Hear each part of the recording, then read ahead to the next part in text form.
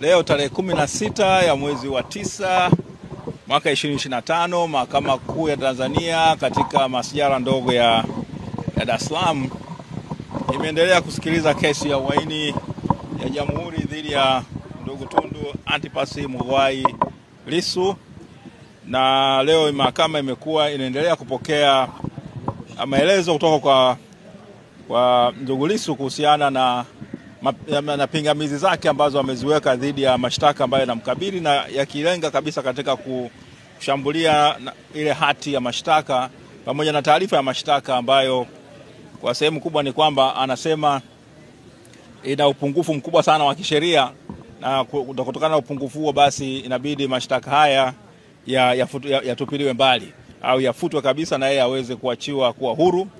Ameweza kueleza kwa hisia kubwa na kwa weledi mkubwa sana wa kisheria kuhusiana na upungufu mkubwa ambao ile hati ya mashtaka inayo, pamoja na yale maelezo ya mashahidi ambao wamesema kwamba wao wana haki ya kuja, wametoa ushahidi katika ile taarifa yao.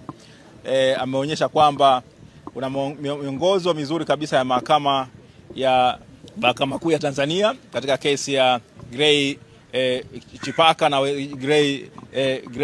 na wenzake ule mwaka wa 70, ile kesi ya uhaini ya Bibi Titi, na vile vile Mahakama ya Afrika Mashariki iliweza kupitia uamuzi huo na kutoa maelekezo.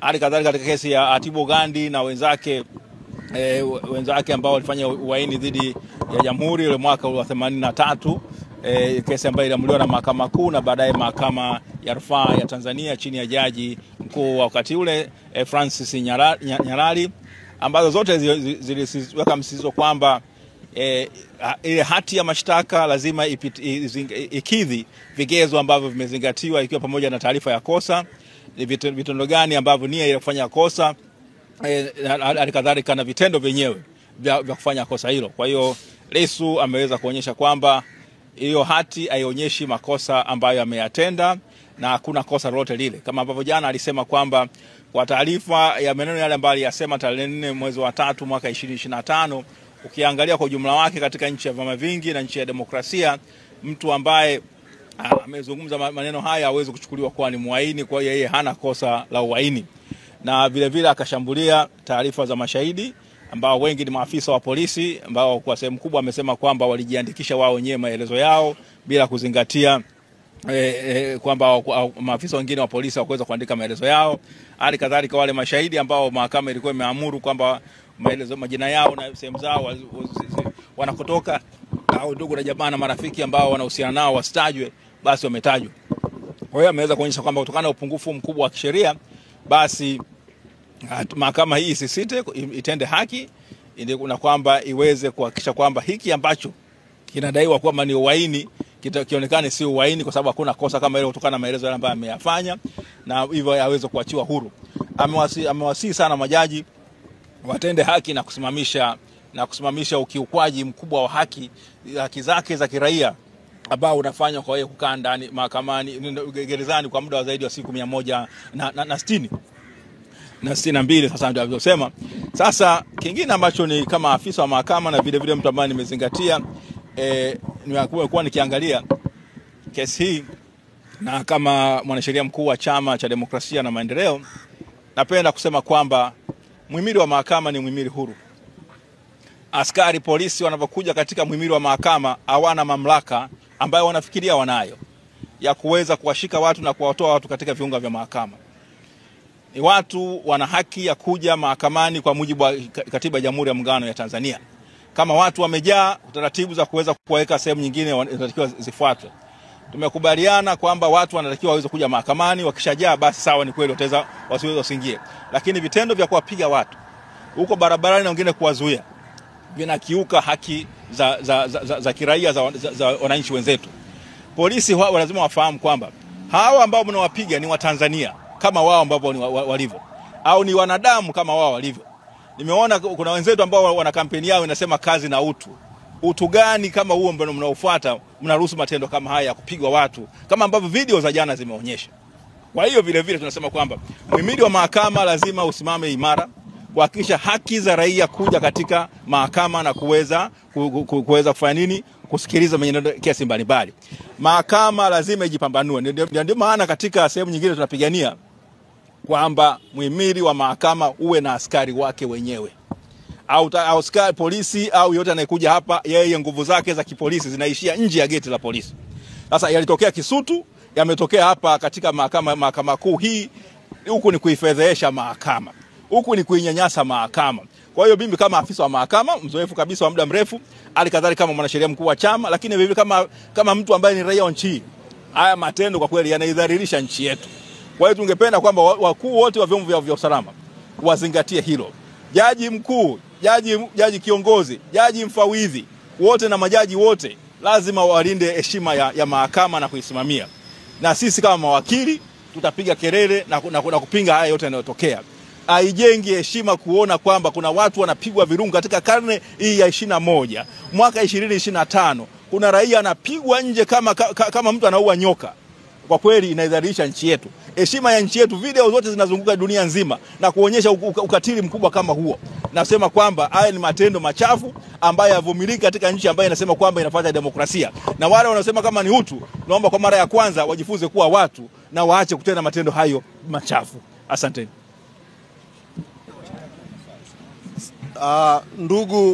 Ndugu wa Tanzania wenzangu, leo ni siku ya 162 tangu mwenyekiti wetu Mheshimiwa Lissu amekamatwa na yupo magereza kwa kesi ambayo ni ya uonevu kabisa.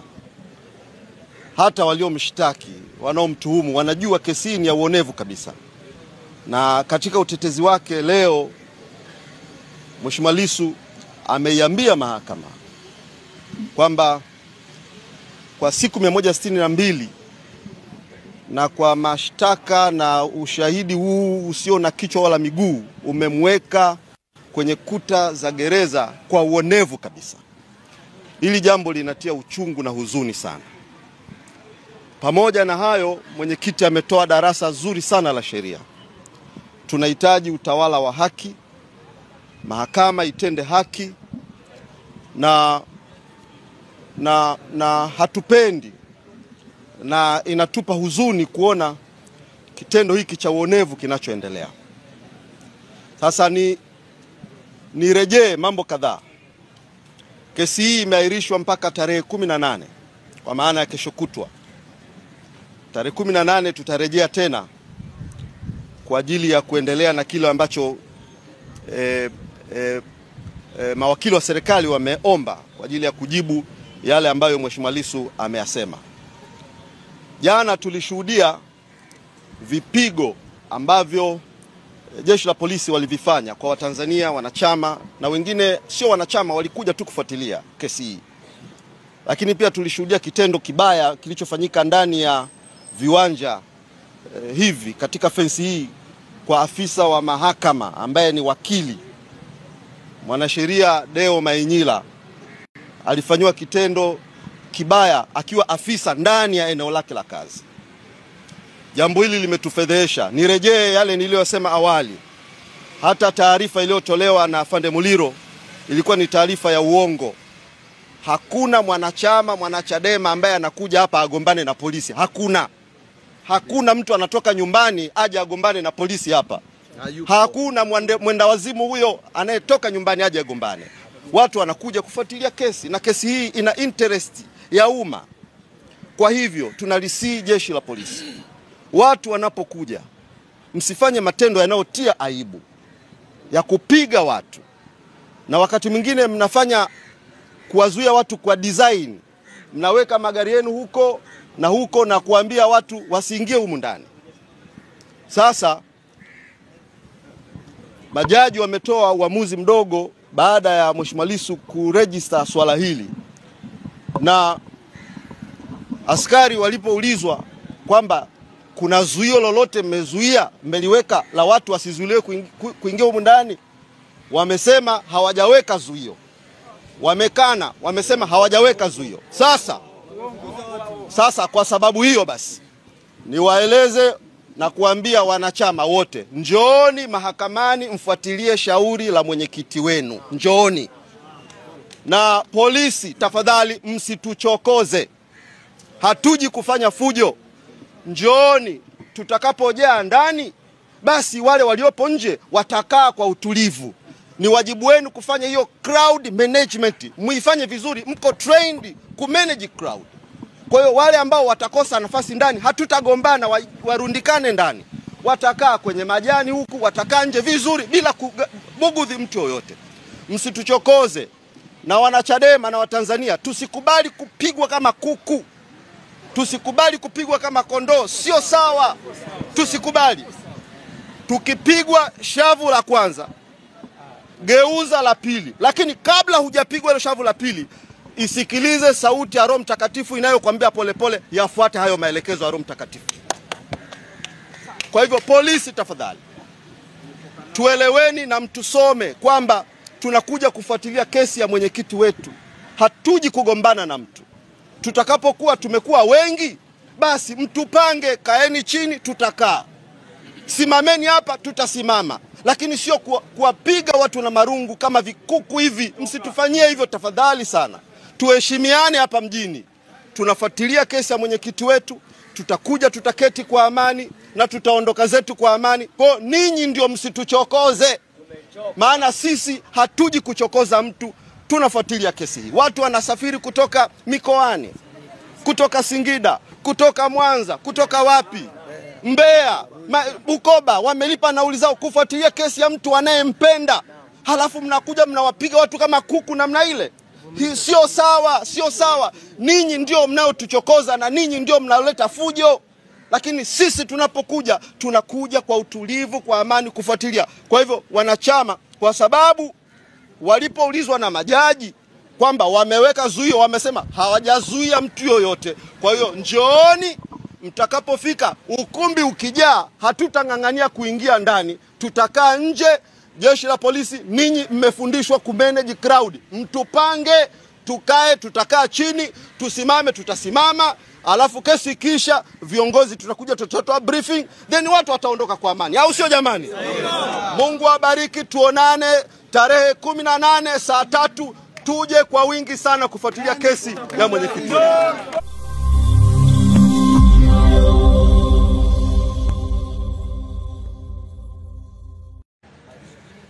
Awali nilizungumza na nyinyi na kuwaeleza kwamba siku ya jana ilikuwa siku ya aibu sana kwa taifa letu na aibu kwa mahakama, kwa kuwa ilikuwa siku ya demokrasia duniani, lakini ndani ya mahakama, eneo la mahakama na nje ya mahakama, kwenye viwanja vya mahakama, kumetokea aibu ya uvunjaji mkubwa wa haki, demokrasia na uhuru wa watu kwa watu kupigwa kwa kuja tu mahakamani. Na kati ya waliopigwa, ambaye alipigiwa ndani ya eneo la mahakama, eneo hili hapa, alikuwa ni wakili wa mahakama kuu, Mheshimiwa Deogratis Mainyila, ambaye vile vile ni kiongozi wa Bavicha wa Chadema. Leo tulipofika vile vile,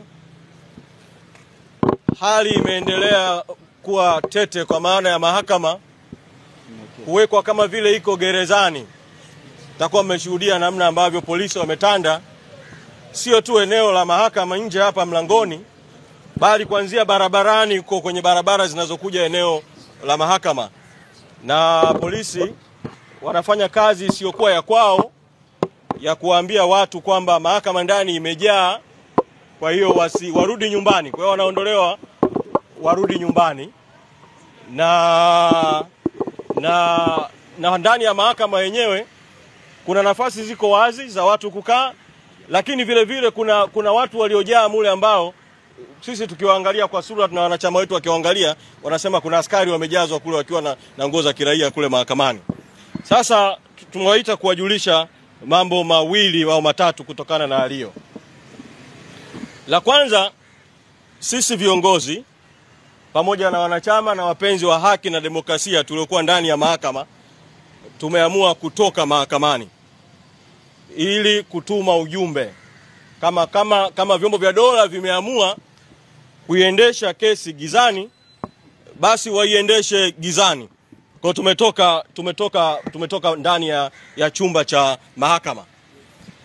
La pili, pamoja na kutoka kwetu, tumefanya mawasiliano, tumetuma timu ya uongozi ikiongozwa na naibu katibu mkuu bara kwenda kuonana na utawala wa mahakama ili kuwaeleza haya yanayoendelea kwa mara nyingine tena.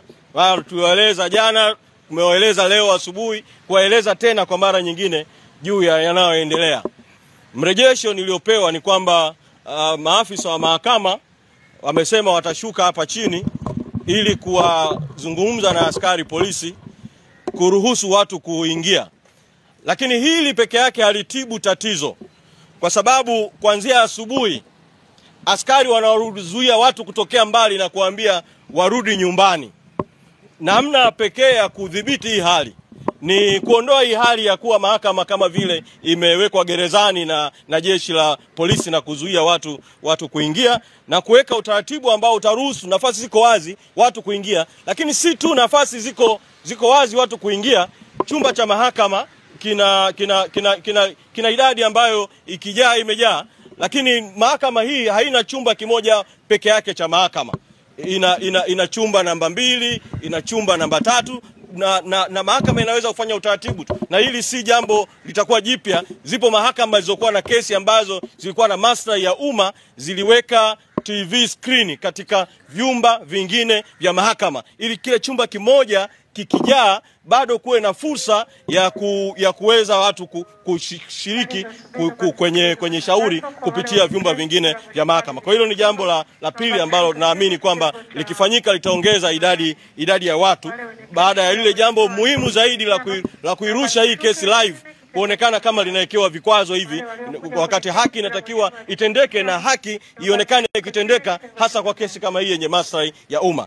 Lakini jambo la tatu ambalo limetokea vile vile ni kwamba Mheshimiwa Tundu Lissu, mwenyekiti wetu ambaye katika kesi hii ni mshtakiwa, baada ya sisi kutoka, taarifa ambayo nimeelezwa na waliobaki ndani ya mahakama, kwa maana ya wanaomshauri Mheshimiwa Lissu kisheria na mambo kama hayo, ni kwamba Mheshimiwa Lissu ameieleza mahakama, amewaeleza majaji juu ya haya ambayo yanaendelea kutendeka nje ya chumba cha mahakama, na ameweka msimamo wake kwamba hayuko tayari shauri kuendelea kusikilizwa mpaka kwanza apewe nafasi ya kuwaeleza majaji kuhusu jambo hili na majaji waweze kulitolea mwongozo au uamuzi. Kwa tukaona tuje katika nukta hii tuwaeleza hayo yanayoendelea na sisi, kwa sababu tunaelewa kwamba Mheshimiwa Lissu ameliibua hili jambo mahakamani na bado anaendelea kuwasilisha mahakamani. Tutakuwepo katika viunga hivi vya mahakama. Hatutaingia ndani ya chumba cha mahakama, tutakuwepo kwenye viunga hivi vya mahakama kusubiria nini kitajiri ndani, na katika hatua baadaye tutawaeleza ya ziada ambayo yanaendelea. Asanteni sana.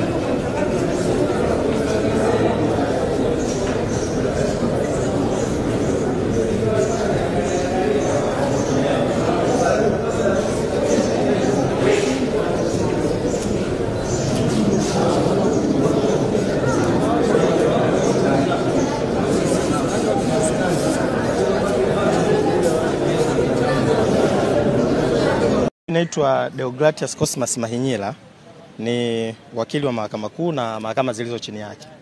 Lakini pia mimi ni mwenyekiti wa baraza la vijana wa Chadema Taifa, tunaitwa Bavicha. Sasa siku ya jana tarehe 15 mwezi wa 9 majira ya asubuhi, wakati naingia hapa mahakamani, nilipita pale getini kwa kifupi tu. Nilikuta kuna ule mzozo uliokuwepo jana wa kuhusu namna ya watu kuingia mahakamani. Nilipita pale getini na baadaye nikaingia hapo mapokezi, kwa sababu alikuwepo pale naibu katibu mkuu wa chama Amani Gorugwa. Mimi nikawa nazungumza naye kuhusu hasa msingi wa shida iliyoko hapo ni nini, kwa sababu huko nyuma tuliambiwa kwamba chama kilikuwa kimepewa na chenyewe nafasi ya kuwepo na wawakilishi hapo getini kuweka uratibu wa namna ambavyo wanachama mbalimbali na watu wengine wanaweza wakaingia na kufuatilia kesi ya Mheshimiwa Tundu Lissu. Sasa nikiwa bado naongea na Mheshimiwa Amani, na wakati tunamalizia akaingia askari mmoja ambaye baadaye nimekuja kuambiwa kuwa ni askari kwa sababu alikuwa amevaa nguo za kiraia, akanigusa mgongoni na kuniambia, wakili, huruhusiwi kuwepo hapa, ili eneo liko chini ya ulinzi wa polisi, unapaswa kuondoka.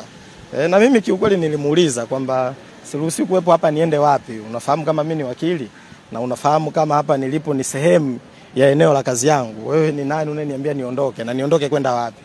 Akaniambia, wewe kama ufahamu pa kwenda, basi ngoja nikuoneshe unapaswa kwenda wapi. Akanikuida na kuanza kunivuta na zile tafrani zilizotokea. Sasa kwa kifupi sana, kwanza ni washukuru watu wafuatao. Ni washukuru waandishi ambao mliweza kuyanasa yale matukio, kwa sababu mambo haya yangetokea gizani, pengine nchi na dunia isingejua kwamba nini kinaendelea na hao watu wanaoitwa pengine polisi wanafanya baadhi ya mambo kivipi na maeneo kama haya ya mahakama. Kwa hiyo mimi nawashukuru ni waandishi wa habari na nawashukuru wa Tanzania wote kwa ujumla kwa namna ambavyo walikerwa na tukio lile.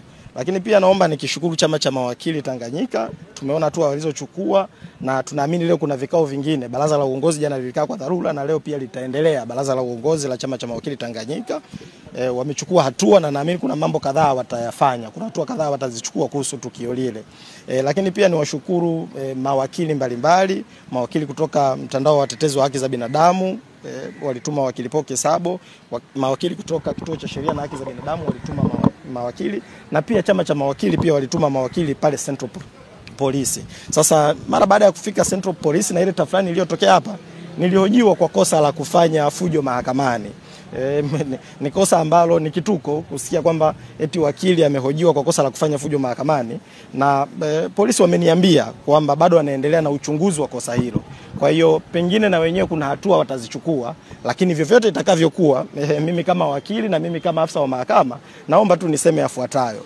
Mimi huu wakili sikupewa kama zawadi. Naamini ziko hatua kadhaa ambazo chama cha mawakili kitazichukua, lakini pia mawakili kwa ujumla watachukua. Lakini mimi binafsi naomba niseme mambo yafuatayo, kwamba mimi huu wakili sikuuokota barabarani. Najua maadili ya uwakili ni nini. Hii ni kazi yangu. Ni kazi ambayo nimeisomea na naifanya na naheshimu sana. Kwa hiyo nafahamu maadili ya uwakili, nafahamu nini kama wakili napaswa kufanya, na mambo hayo huwa nayafanya siku zote. Na hata jana kwa busara kubwa sana na kwa uwezo mkubwa sana nilikuwa nikitekeleza majukumu yangu kama wakili. Nilishangaa tu wanaibuka watu ambao baadaye nikagundua kwamba wamejitambulisha kwamba ni askari polisi, wananielekeza nini cha kufanya nikiwa mahakamani, nini cha kufanya nikiwa kazini kwangu. Kwa mimi naomba nitumie fursa hii tu kuwaambia polisi na wafahamu kwamba sisi huwa tukiwa vituo vya polisi huwa tunawaheshimu sana, na huwa tunajitahidi muda mwingine kuwavumilia hata kwenye mambo ambayo tunaamini pengine wanayafanya tofauti na utaratibu, kwa lengo tu la kuwafanya na wao watimize wajibu wao, ili na sisi wengine tufanye kazi zetu maeneo mengine.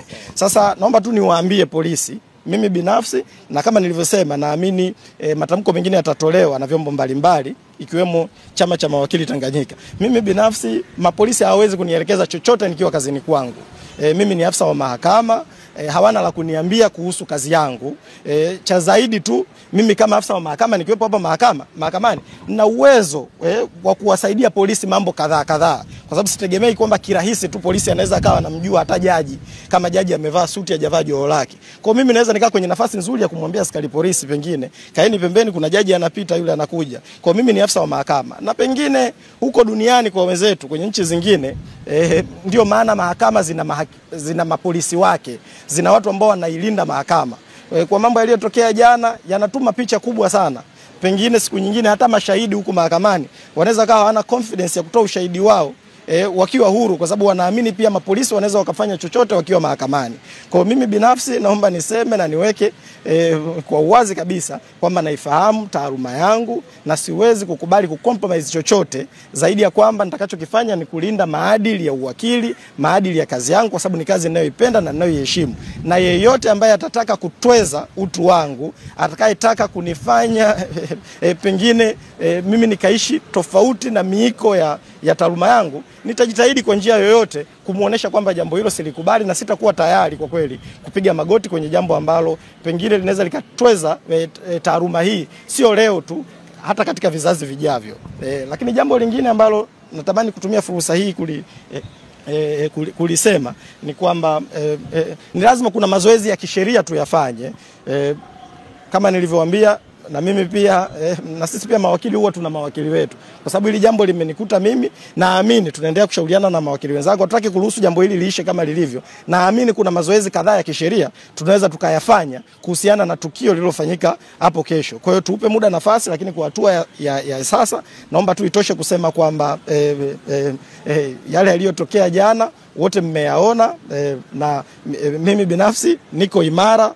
Sio tu jana, nitakuwa imara leo, kesho na siku zingine zote kulinda hadhi yangu kama wakili, lakini kulinda hadhi ya taaluma hii ambayo kwa kweli ni taaluma ambayo kama watu wengine wanavyosema na huwa mnasikia, ni taaluma ya watu waliostaarabika, ni taaluma ya watu wasomi, ni taaluma ya watu ambao kwa kweli hatuamini katika mapambano ya nguvu. Damu yetu sisi sio ya mwili na nyama. Mapambano yetu sisi ni ya vifungu vya sheria, ni tunatumia akili. Kwa hiyo lolote ambalo litaonekanika kama sio ustaarabu, na sisi tutatumia kwa kweli kwa nafasi zetu tulizonazo kuonesha mambo hayo sio sahihi kufanyika kwenye jamii ya watu waliostaarabika na hapa mahakamani.